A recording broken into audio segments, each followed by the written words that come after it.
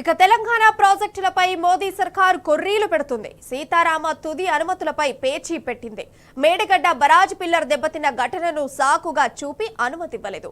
ఇప్పుడే కాదు, గత 14 నెలల్లో 4 డిపిఆర్లను టెక్నికల్ అప్రైజల్ కమిటీ పెండింగ్ లో ఉంచింది. ఇందుకు కారణం రేవంత్ సర్కార్ లెక్కలేనితనమని చెప్పొచ్చు. పదే పదే అనుమతి ఇవ్వకున్నా ఢిల్లీకి పంపిన అధికారులతో గట్టిగా వాదనలు వినిపించడంలో విఫలమైంది.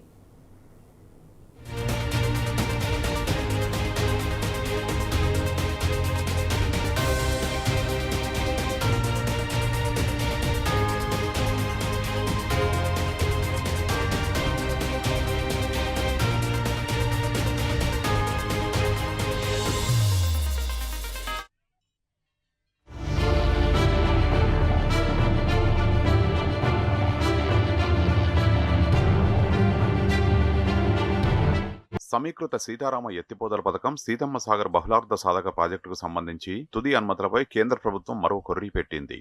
ఢిల్లీలో మంగళవారం జరిగిన టెక్నికల్ అప్రైజల్ కమిటీ సమావేశంలో సీతారామ ప్రాజెక్టు డిపిఆర్ పై చర్చించింది. మేడిగడ్డ బరాజులో ఒక పిల్లర్ దెబ్బతిన్న ఘటనను సాకుగా చూపుతూ అనుమతుల్ని పెండింగ్ లో ఉంచింది. మేడిగడ్డ ప్రమాదం నేపథ్యంలో సీతారామ డిజైన్లను మరోసారి సిడబ్ల్యూసీతో పరిశీలించాలని సూచించింది. వాస్తవానికి సిడబ్ల్యూసీ పరిధిలోని అన్ని విభాగాల నుంచి ఇప్పటికే డిపిఆర్లకు ఆమోదం లభించింది. ఏ ప్రాజెక్టుకైనా సిడబ్ల్యూసీ అనుమతి వస్తే టీఏసీ అనుమతి లభిస్తోంది. సీతారామ విషయంలో కేంద్ర ప్రభుత్వం ఉద్దేశపూర్వకంగా మేడిగడ్డను సాకుగా చూపి కొర్రీలు పెట్టిందని విమర్శలు వినిపిస్తున్నాయి.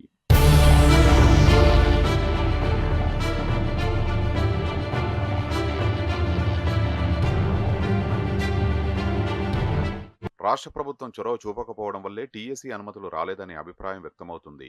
సమావేశంలో పాల్గొనేందుకు రాష్ట్ర సాగునీటి పారుదల శాఖ ముఖ్య కార్యదర్శి రాహుల్ బొజ్జా, ప్రత్యేక కార్యదర్శి ప్రశాంత్ జీవన్ పాటిల్, ఈఎన్సీ అనిల్ కుమార్, గోదావరి బేసిన్ అధికారులు ఢిల్లీకి వచ్చారు.